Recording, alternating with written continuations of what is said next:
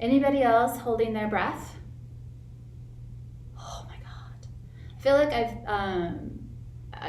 like other times in my life, I feel like I've done this work. So thankfully I have the tools personally and professionally. I get to, take advantage of both areas of my life, but I feel like I have caught myself holding my breath a lot more since all this of what we're experiencing began back in the spring. But in the last week, it is just snatched up to a whole new level. I realized that we were in class together and all these things that have been happening. And we had talking about yoga last week, and we were like, holy shit, what the hell is happening, right? So let's talk a little bit before we get started about breath. I think one of the things that always comes to my mind first, especially if you have a history of trauma, and even if you don't have a history of trauma, what we are experiencing in the United States is very much this collective chronic stress, right? So if you have a history of trauma, what can happen is that trigger that can exist within us, right, where we get pulled into those spaces. Now, the breath, and what does this have to do with that? The breath, to me, is this amazing signal. And if for a moment we just even paused and just notice your breath for a second. Notice where your breath moves in your body. And notice how it's almost like an instinct to try to change it or fix it, right? It's like a knee-jerk reaction. Almost all of us have this, right? You notice it and it's like, oh wait, there's something wrong. I must fix it. But let me tell you something. The breath is not something you need to fix. Your body is not something that needs to be fixed.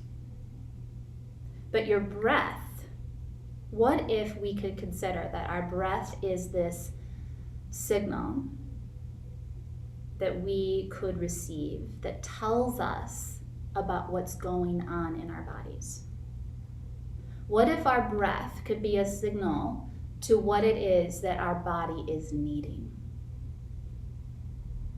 Sometimes it's just the body's way of saying, hey, I have all this energy that I need to discharge in some way. Maybe I just need to move a little bit. Maybe I need to shake a little bit. Maybe I need to go find a little bit of rhythm through walking or through music. And it's amazing how when we just do these little things, the breath then takes care of itself. But not because we focused on changing the breath. Has anybody here ever had somebody tell them just take a deep breath? And does it actually work to calm you down? Says nobody. Like, it's such a rare thing where I've ever met somebody and they're like, yeah, all I have to do is take some deep breaths and it calms me down. The thing is that when the body can breathe itself, when the body can find its way to where it can send and receive the message within itself, that it can mobilize the diaphragm. It can mobilize the areas in which then breath can move in and out of us. It's a signal of safety. And that's why it's such a big deal in this last week. And that's why being triggered by events and stress around us. Why then, if my body, whether it's conscious or not, if the body starts to grip or armor to protect, then that's a signal. Instead of suffering or trying to fix it or about changing it, what if we honored ourselves with compassion? It says, sweet body, what's going on in there? And there's a lot going on in there for a lot of people, rightfully so.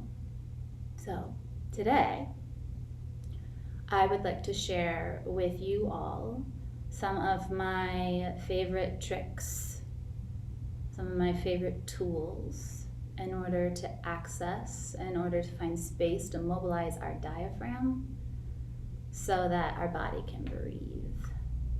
maybe some of these tools are little ways we can hint at making shifts or finding shifts so that the body can feel and receive the signal of maybe I can be okay just in this moment.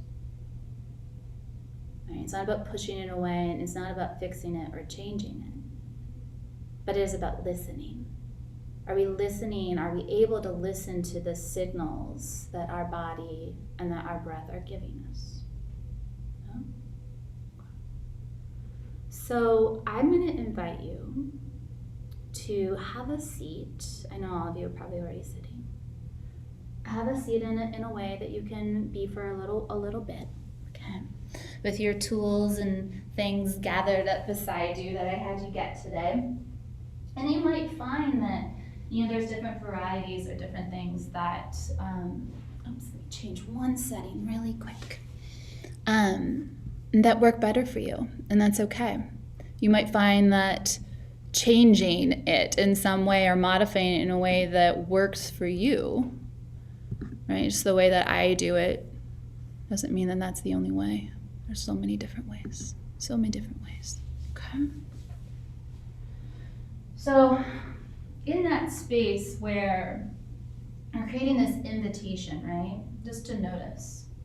And notice how quickly, right? How quickly that story might pop up about what's going on with our breath, why it's there, about what it means, about what I should do about it or not do about it. But what if for a moment, you can place your hands anywhere on your body if you would like.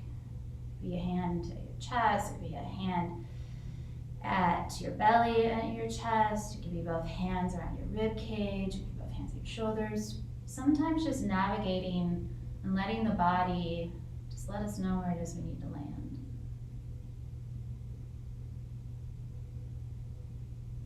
But again, notice where your body moves when you breathe in. Notice where your body moves when you breathe out.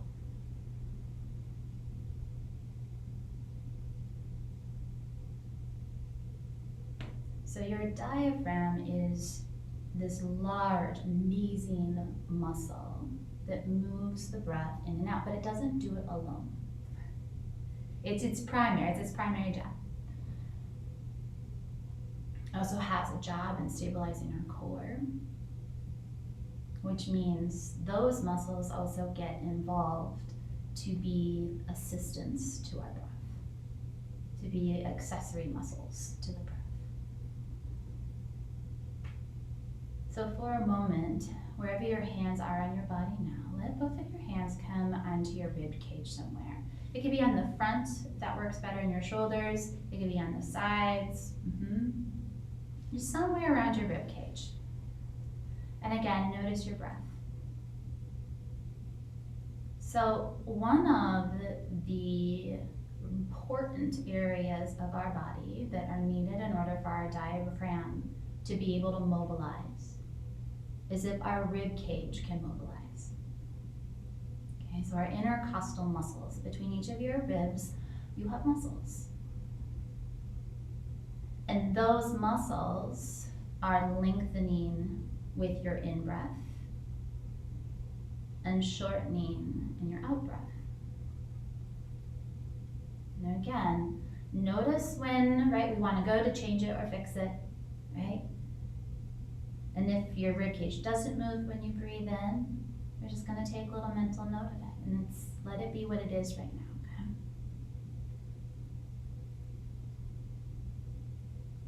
Now take your hands and shift one hand into the front of your body and one hand, if it works in your shoulder, to the back of your body.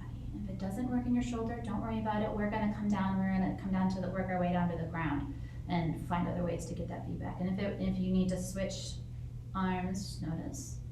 So that when you breathe in, what do you notice? Do you notice that your breath goes into your back hand here at all? Is it all in the front? There's so many things about the breath I want to share with you today, and filter. You can't do it all in an hour, but we're gonna first just kind of get a take of it.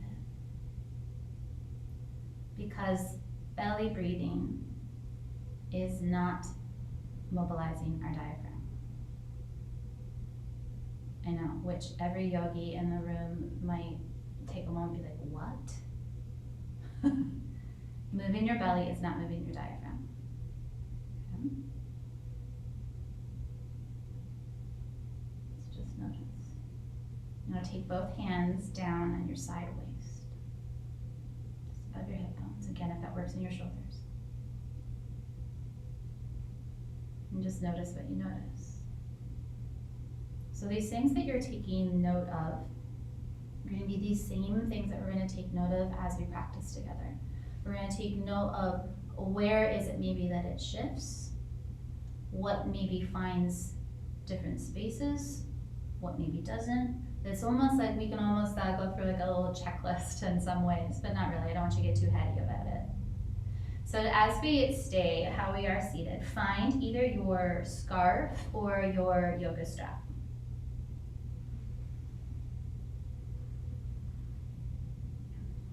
And what you're going to do is you're going to take it back behind you, and it's going to be on your rib cage. So if I told you that when we breathe in, the diaphragm moves downward, okay? And it's not just up and down, but the diaphragm expands in 360 degrees. But there's a movement where it needs to descend downward in order to make room for the lungs to expand, essentially, okay? But your diaphragm does not go below your rib cage when we take our breath in, right? It stays still within the rib cage. So if we want to find spaces of how the diaphragm is moving, we're going to give it a little deep pressure feedback. So with your strap or with your resistance band, yes, I'm jealous for all of those who have resistance bands handy for them today. Now you're going to take and make an X in the front of your body. So you can always shift this into the spaces that you need it. For most women, it might be just below the breasts, but you really want to, it's below the shoulder blades here. So shift it around, and again, you might see where it goes for you, and it's okay. You gotta find a way that makes it work for you, okay? So with that X, now you're gonna take and you're gonna hold a side of that in each hand, okay? Now, imagine, so you have this X, and so your elbows right now are tucked into your sides, and your shoulders are away from your ears because your shoulders are not very good at helping you breathe. However, your neck muscles and the muscles in your shoulders try to help, don't they? Because they're accessory, they're assisters, but they're not very good at moving the lungs at all for obvious reasons, right? They don't have attachments there. So with this strap in each hand, I want you to think about that you could pull that longer. So there's like this directional pull out and away from you. It's like probably 45 degrees or so-ish, right? So that when you give this a little bit of a pull, now breathe in to the area of your strap or your scarf or your resistance band. And then when you exhale, give it a little bit more. Notice how the rib cage draws downward, draws inward, right? So when you breathe in, let that feedback be there to let your rib cage expand. And you can let some of the resistance go in there so that it gives it room. And then when you exhale, you're giving yourself an assist, essentially, and giving a little bit more pull in the exhale. So allowing the breath to rebound, to let the diaphragm draw back into its place, upward, and then descend on the inhale. Exhale, you're giving yourself a little extra pull. And again, anytime you want to shift around where your scarf is, you can always bring it down and just see like, oh, is that a lovely space? Ooh, that was a good spot for me. Anybody hear what my body just did? It just took its own big breath, right? I didn't think about it. The brain is not efficient, or our cortex, right, our thinking part of our, or I would say our frontal lobe, right, our decision maker of our brain, isn't good at telling our diaphragm to move. Okay? We don't breathe from up here. But the signal that gets sent from our diaphragm upstream via our vagus nerve communicates to our nervous system that of when to breathe, when to activate, when to slow down, right? So feel free to move it around and find the spaces. Notice if any tension creeps up into your shoulders. Stay here for just a few more breaths. Again, adding the amount of resistance that works for you. If you're an individual like I am, I love deep pressure, I love proprioceptive feedback. Yeah, I tend to give myself a little bit more because my body receives that well, but that's not for everyone, okay? So you get to grade that about how much you need. Okay, that was nice. And again, when you get that signal, right, if the body says, all right, got it, message received, and the body just does what it's gonna do, right? It's gonna take its breath when it's ready. Okay. One more breath there, when you're ready and in your time. And then let that go. Again, each time after we experience some of these things, then we're gonna notice. And you can almost maybe even feel a little of that residual tactile sensation, right? The little touch sensation where that strap was, or where your band was, or your scarf was. Okay. So as we find our way here, we're going to come up into standing. Have yourself either a ball of some sort, okay? If you don't have a ball, I'll also show you how we can use your mat, okay? I'm gonna go ahead before I come into this, I'm gonna roll up my mat. And so if you don't have a ball, you're gonna roll up a part of your mat. Now you can also change how much roll or how thick the roll of your mat is. You can also walk over to a wall or bring a chair over by you if balance is something that your body needs a little support in. Before we go here, set your ball or you have your rolled mat here, and we'll start on your favorite foot. It doesn't matter which foot you're gonna start on, okay? But as you come up here into standing, what I want you to know about the ball, the intention here is to not break up any myofascial situations going in the bottom of the foot. All I want you to do is to imagine that this ball is just going to give you some kind of almost pleasurable. Like it could be a sensation in the bottom of the foot. So you're only going to press into the ball enough to where it feels good. Yeah. So intentionally, I want you to not go to places of discomfort or pain. But I want you just to give yourself this sensation around your foot. Okay. Again, you can always hold onto a wall or a chair, something to stabilize you. Notice if the opposite leg locks out, but most importantly, notice if you hold your breath. So if you've ever experienced where when your body is having a hard time breathing itself, or you feel a lot of tension or constriction in your body, and your body can't quite take that big breath, it actually can drive more anxiety, right? It can drive more tension, essentially, right? Anybody experienced that before? Yeah, I've been dealing with anxiety since I was a little girl, so I know it well, We have an intimate relationship, anxiety and I do. But the thing is that sometimes when we find places, other places in the body to create novel sensation, it can shift and signal the body to then Again, we're about discovering ways where we can create little hints of safety in the body. That's why we're intentionally not going to places of discomfort or pain with the ball. Now there's a time and place for that too. You know, I've taught classes where we get into it, but that's not what the intention here is today. So if you don't have a ball, you can come over to your mat, and I would give myself a lot more to roll. And you would use the mat, I want a lot more, to give sensation to the bottom of the foot.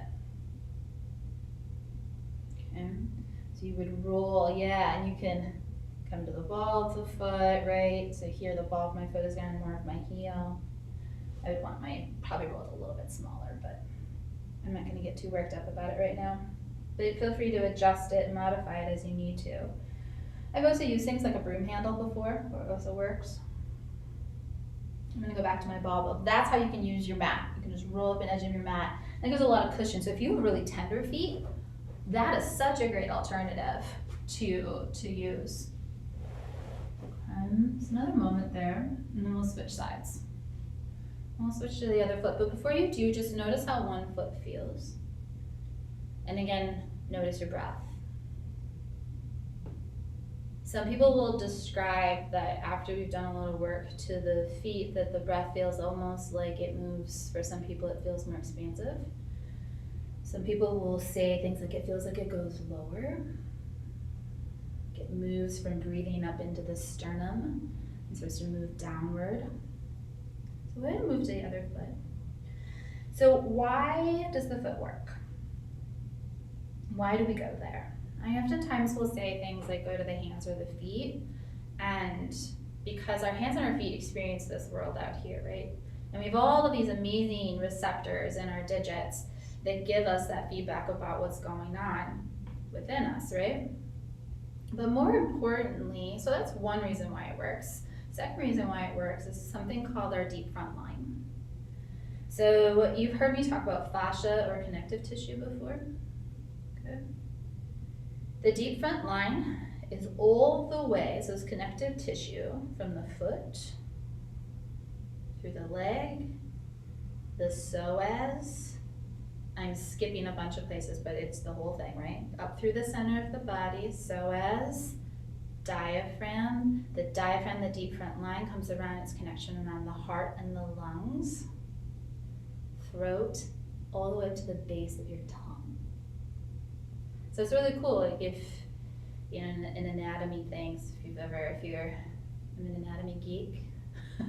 I love anatomy, I can talk about it a lot. You can mobilize the diaphragm by mobilizing the psoas, right? By noticing what's going on in the tongue, you also have a direct input about what's going on in your diaphragm and vice versa. So cool, so cool. This is also why, because it's all connected, you can work with the bottom of the foot and you're gonna send signal up through the feet, up through the legs, through the psoas, and it's all connected to the diaphragm. Another moment here. So if I'm having a day, this is one of my to-go-tos, really quick, and even a few minutes. And when you're ready here, go ahead and step away from that. Just roll off to the side for now, and just stand in both of your feet. Notice how your feet feel in contact with the floor. If you want to sway a little, if you need a little bit of movement, you can always do that. But again, notice your breath. And if it's ever helpful to bring your hands back onto your body and get that feedback, you absolutely always come back to it. Stay curious about it.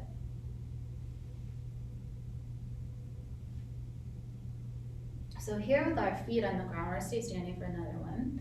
We're going to do a little shaking, okay? So what you're going to do is you're going to start from the knees. You're going to start from the knees and come up to the hips. There is no wrong way to do this, okay? Now, I know I can see you. This is the hardest part, right? Is getting out of your own head. Don't think about what it looks like, okay? So it could be like a bounce. It could also be a bounce side to side, right? It can be a shake.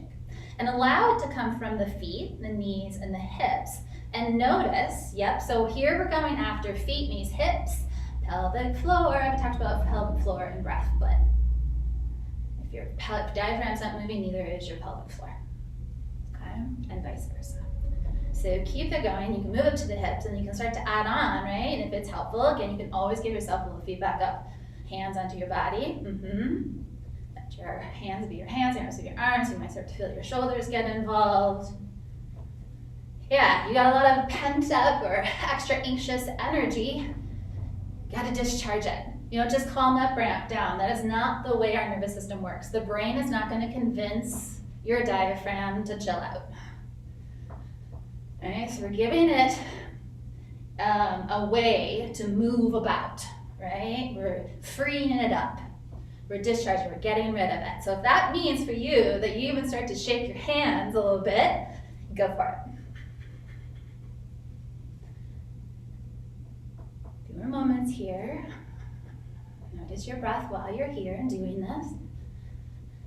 You can go with your partner. There is nothing better than mobilizing breath and laughter. You better believe it.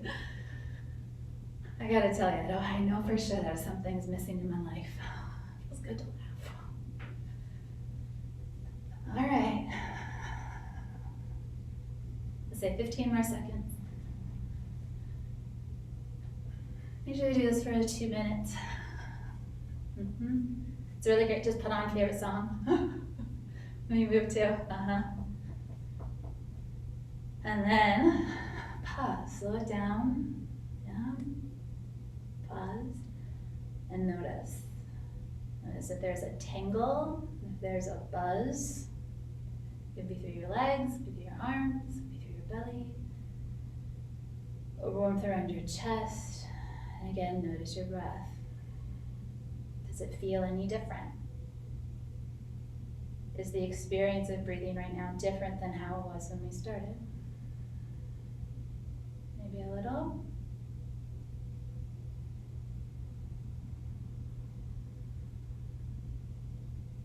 What is a yoga practice if our diaphragm does not mobilize?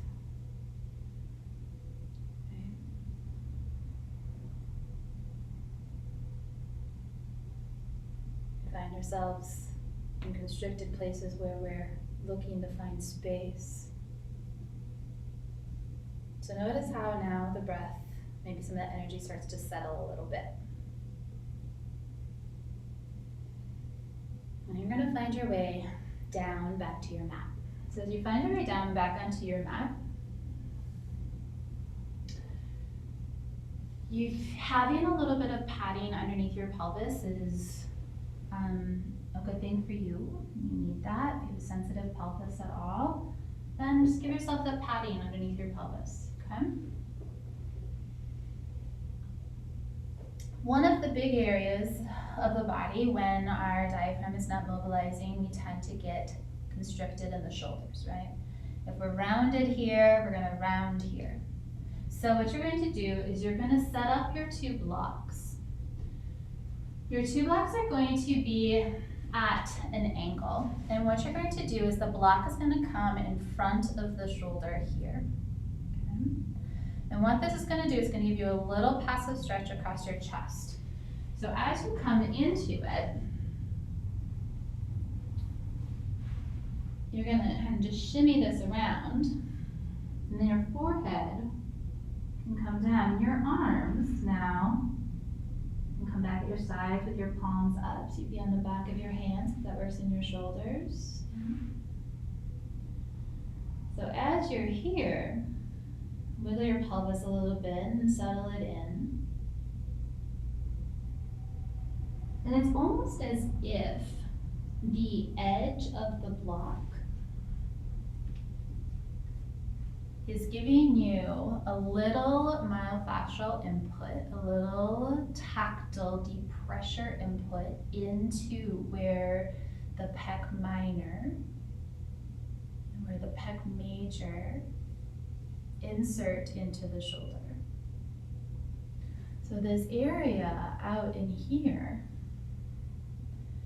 so with each breath in, you can allow yourself to almost see if you can send breath into that space there.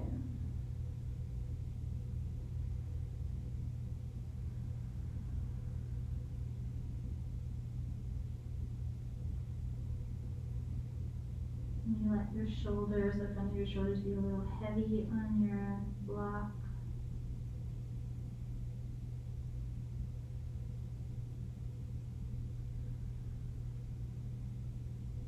For anybody who might not have blocks, so you stay. If you have blocks, you stay right where you're at. Allow yourself to land. If you don't have blocks, you could take a blanket instead.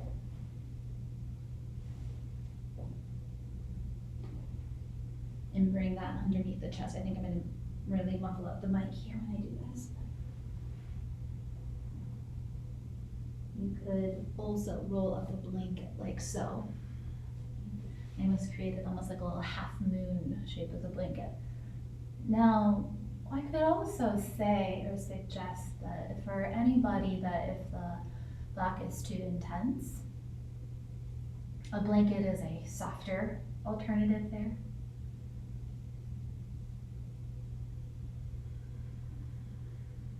Now notice the muscles around your neck.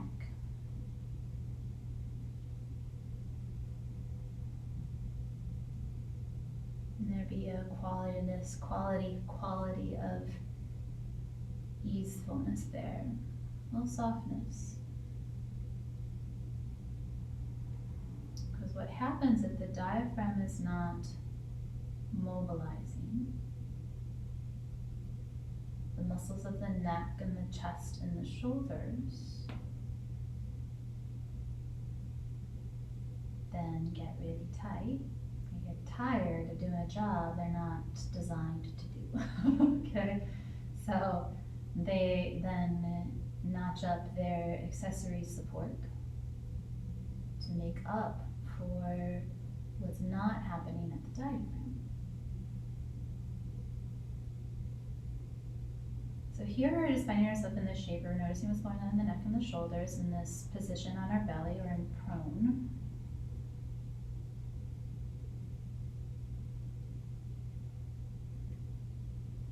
Staying here for just, let's say 5 more rounds of breathing, whatever that looks or feels like for you.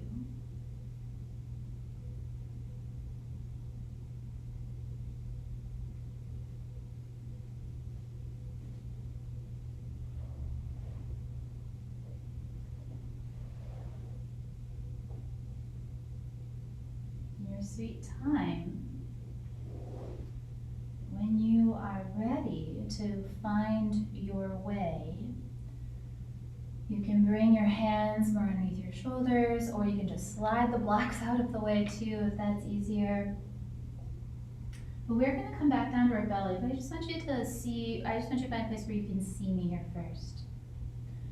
So now that we've talked about how this area of the body tends to, do a little bit of the overwork, there's another area of the body that also tends to overwork or get really tight or tense to make up for space that might not be happening on our diaphragm. And that would be our quadratus lumborum. So pain in the low back, pain in that space from the rib cage to the pelvis. So when we talk about breathing 360 degrees, and that's why we had that strap around us earlier, right? Now we're going to come back onto the floor.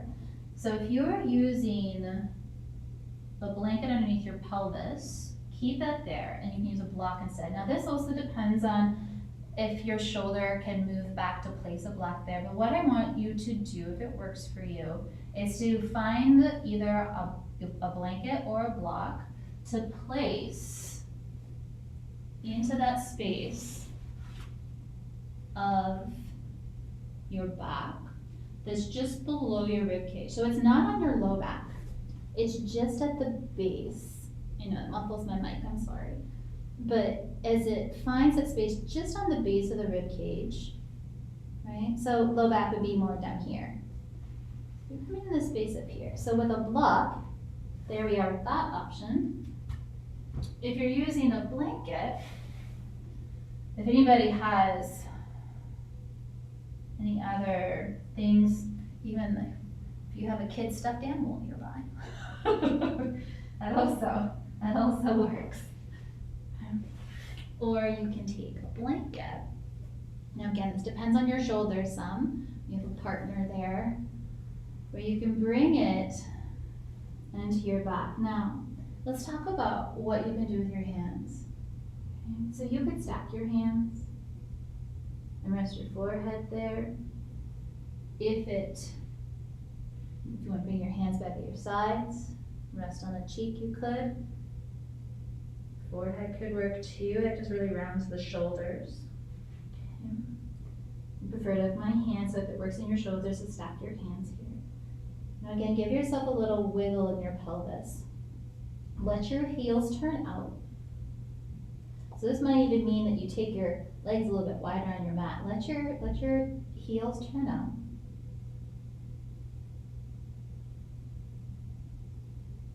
Notice if there's any tension or any clenching in your butt.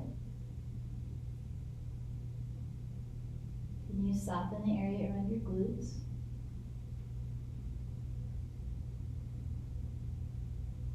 And can you breathe into the surface that you placed around your kidney area?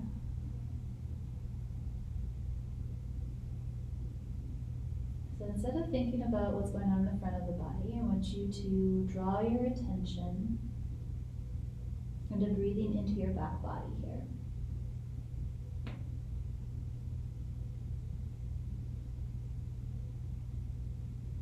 So it might be your block, it might be your blanket.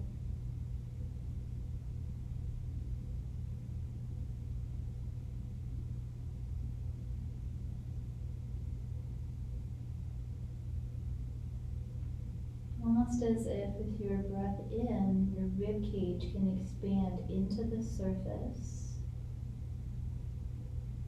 Your lowest ribs, be like your lowest ribs.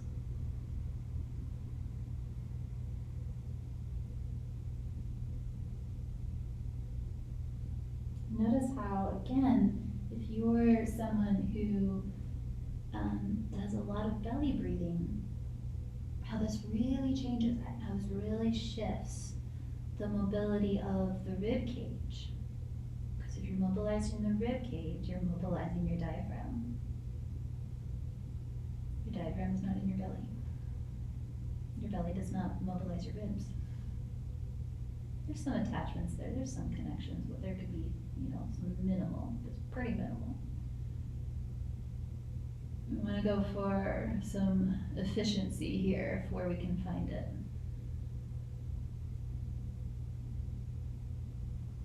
Now, some bodies, I tend to see this more with individuals that, again, that have experienced, survived traumatic experiences in their life, where their breath in their rib cage actually is opposite of what it is, or what we want it to be, okay, for efficient movement of the breath. So if you've ever heard or been in a yoga class and you notice like, oh my goodness, my breath is like the opposite of what this person is instructing and talking about, reach out and ask me questions about it. I can talk to you about it. Sometimes it's referred to as reverse breathing. If you've ever heard it, it's also called paradoxical breathing. But it's the opposite of what of the movement that we're talking about. And what that just means is it drives a lot of the breath up into the chest, okay? And a lot of tension and breath up into the shoulders, which again leaves us in places of tension, in places of protection. And the opposite of what we're after, right? Of allowing the body to find little ways to maybe we can increase or find greater sense of safety in the body.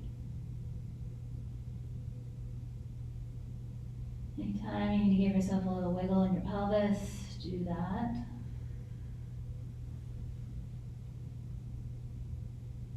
And begin to bend your knees. You can always take your knees a little bit wider if you need or want, if that feels better. And start, yeah, that's exactly it, Maria. And then start to windshield wiper your knees one side and then the other. And when you do that, you can go ahead and roll a little bit in one hip to the other. It can be as small or as big. Maria and Jory are the cutest things ever right now. I know you can't see it, and don't stop what you're doing. But like you're coordinated, and like this windshield wiper situation, that is like the cutest thing ever. I love you too. And notice that how when your heels go to the left, what happens at your right low belly? When your heels go to the right, notice what happens at your left low belly. A little stretch in there, yeah? Just a little stretch, maybe. Notice what happens or what feels like in your low back. Now, if you have a block on your back, start to settle your feet here into the middle. And you can move the block away. If you have a blanket, you actually could just leave it there if you'd like, or you could take it away. For me, it feels really nice right now, so I'm gonna leave it. You can imagine one of my favorite things is a weighted blanket. No surprise to anybody here who knows me. It's like a little gentle version of that. Yeah. Take your arms and bring them out into a goalpost and turn onto your left cheek. I hope you can hear me okay, because I know I might be muffling the mic a little bit. So now, when you start to take your heels to the left, let your right knee come a little bit more out to the right. And so there's a little bit of lift on the right side of your belly, and your left leg can go long, and your right knee is going to stay bent. Because now you're in this goalpost shape, imagine that space where we had the blocks before, and now you're going to get a little bit more stretch there. Notice if you're rounding in the front of your left shoulder. Yeah. Draw your left shoulder blade down your back some.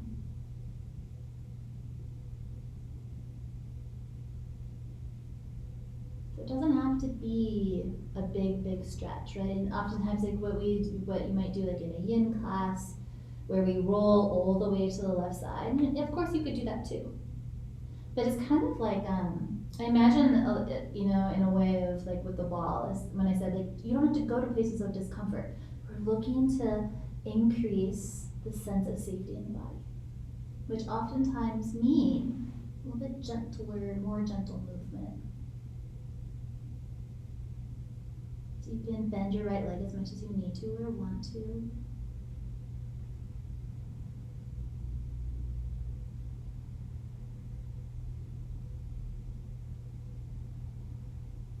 Getting a little bit of a stretch response in the left side of your chest. And also the left side of your neck. If your gaze is to the right now.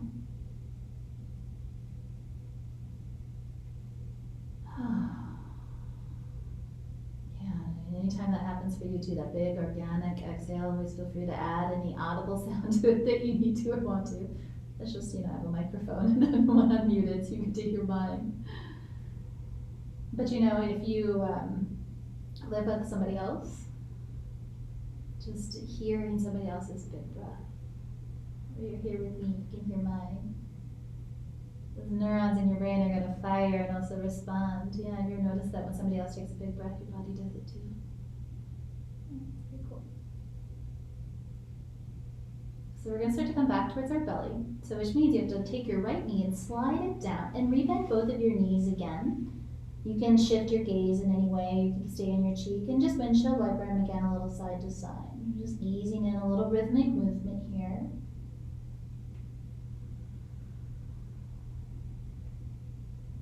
And then eventually you're going to turn onto your right cheek of your face. And you're going to take your heels to the right, but then bend your left knee more. Keep your left knee bent and lengthen your right leg. So you're going to be more to your right hip. The left side of your belly then is going to be lifting up off of the ground. So there's a little bit of space on the left side of your body. And your right arm here is open. Now again, notice if for you round your right shoulder. So if the front of your right shoulder is touching the ground, I want you to draw your right shoulder blade, or your right shoulder up towards your ear and down your back. Instead, find the contact in the inside of your right elbow and the palm of your hand. reach your right leg long. And again, you can always adjust the bend in your left leg. Now you're getting a little bit of stretch across your right low belly and your right side of your chest. Just being really gentle with ourselves here. These moments of compassion. You can let the body breathe itself, whatever it looks like, whatever that experience is. And it's through these different rhythmic movements or oscillations or deep pressure, touch sensation in certain areas of the body that, again, we're inviting the experience of the nervous system to be something where we're listening, but also inviting it to possibly be a little different. To invite in safety, to invite in space, to invite in presence in the way that we can.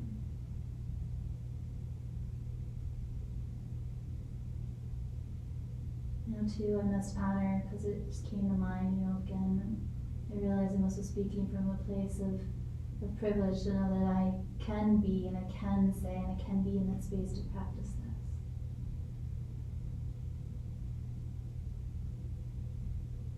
And if that comes up for you too, it's okay. It's okay. Acknowledge it, be aware of it. So take a moment to send love and support to those who need it. They too may some time when they are able to also invite a sense of safety, acceptance, belonging into their life, into their body. Sometimes it comes in small doses, and that's okay, those small doses add up over time.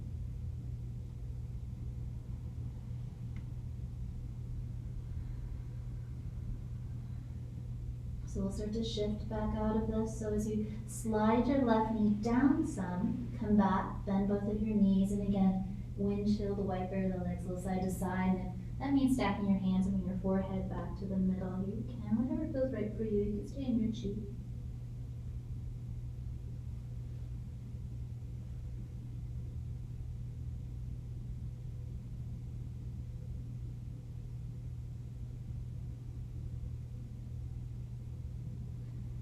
And again, if you have a blanket or anything still on your back, you could just leave it here and it will slide up here. But we're going to come up to a seated position. So bring your hands underneath your shoulders, press away the ground, or you can roll your side and find another way up.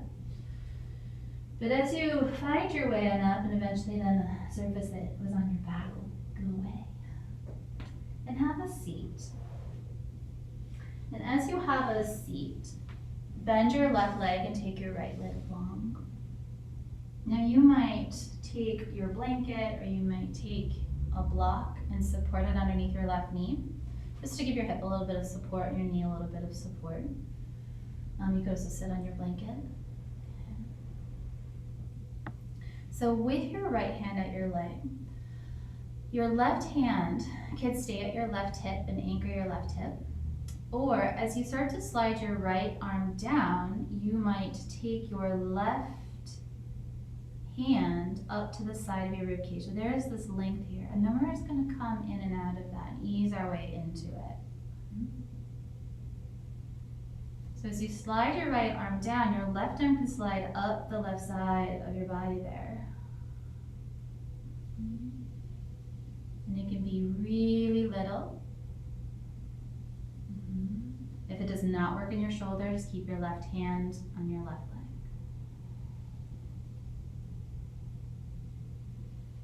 And then this time we'll stay. So as you let your right arm, you can bend your right elbow. If you've been in, what was it, in December when we did we took some bolsters and blankets and supported them right side of the body, of course, it's always a great thing to do here. But if your left hand is at the left side of your rib cage, let your right ear come towards your right shoulder and just lengthen the side of your neck. And Another thing you can do with your left hand, if you want a little bit more stretch across your left shoulders, you could take your left hand behind your low back. Again, only if that works in your shoulder. So in this space, you could stay, or you could look down, and then look to the side, do a little rotation through your neck. And the work that I do, I'm offering here today, is oftentimes I find when we are looking to increase that sense of safety in the body, oftentimes these gentle, rhythmic, somatic movements have a friendlier and are just more easily received by the body than finding and staying in places where there's stillness throughout the body. Now again, if staying and pausing and staying in stillness is an invitation for you, you can absolutely do that. Absolutely. So let your left arm be heavy and reach up, reach down through your left seat, and then bring yourself up, and then we'll switch sides. Again, it could be a blanket, you could be sitting on a blanket, especially if you find that in the sitting position that your pelvis tends to round more. That's where sitting on a blanket is really helpful, but the blanket can also be folded up underneath the right knee as your left leg goes long. Blanket could also go underneath your left knee. So take your time and set up and support your body in ways that work for you. Again, now your right hand can stay on your right hip, or as we let our left arm slide down our left leg, you can trace. So the thumb is on the back side of my body and my pointer finger is in the front here, and then they slide up. And then when I come back up, my hand slides down. So I'm giving a little massage there to the side body. If your thumb is towards the back body, then you're giving yourself a little massage there, a little input towards the QL, quadratus lumborum. Again, it's a big overhelper of the body.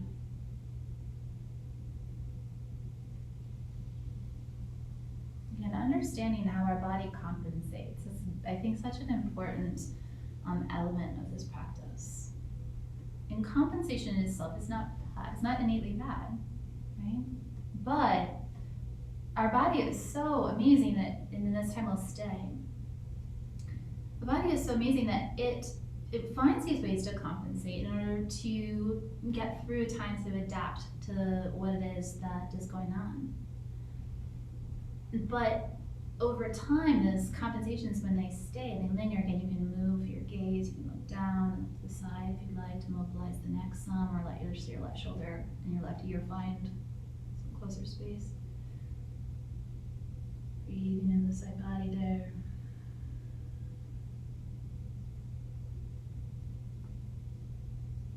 The compensation patterns, when they stay, and they linger for a long period of time, or when we no longer need them, creates imbalance in the body.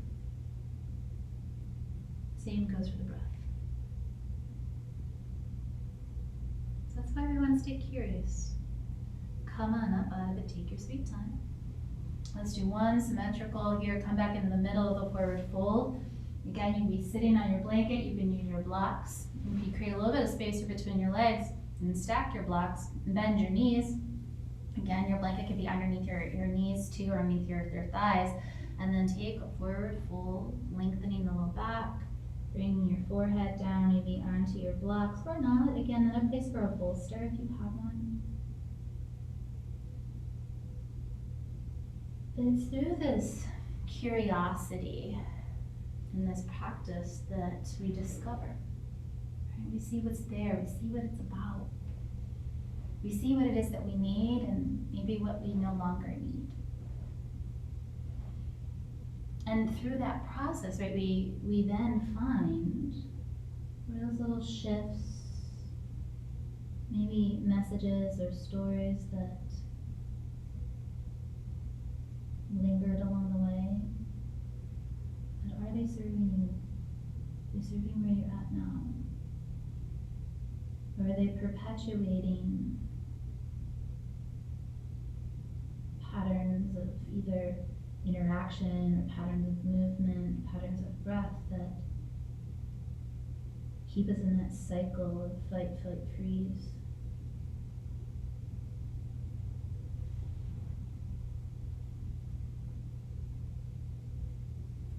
Heavy, heavy. You could, even if you're on blocks, roll your chin a little side to side, massage the front of your forehead or your eyebrows some.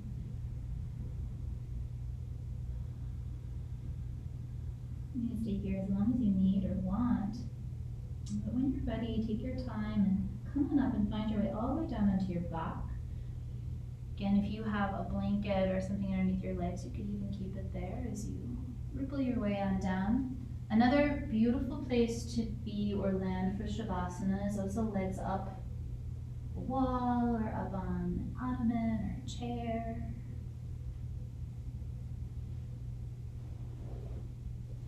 Take your time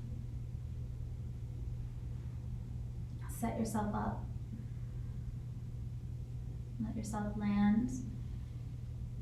And also know that if lying down is not a place that invites a place for rest for you, you can also sit during this time. Maybe you bring your back and support it on a surface.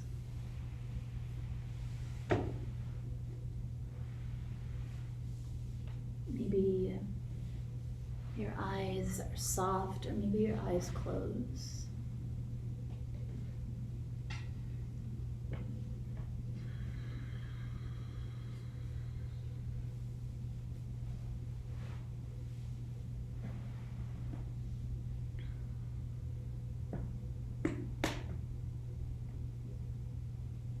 Notice as you land how your breath moves. How it moves in, how it moves out.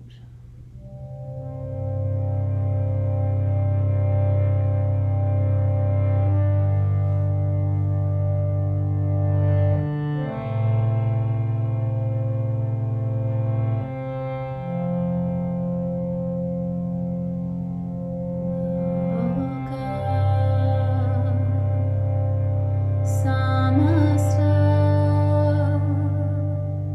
Sugino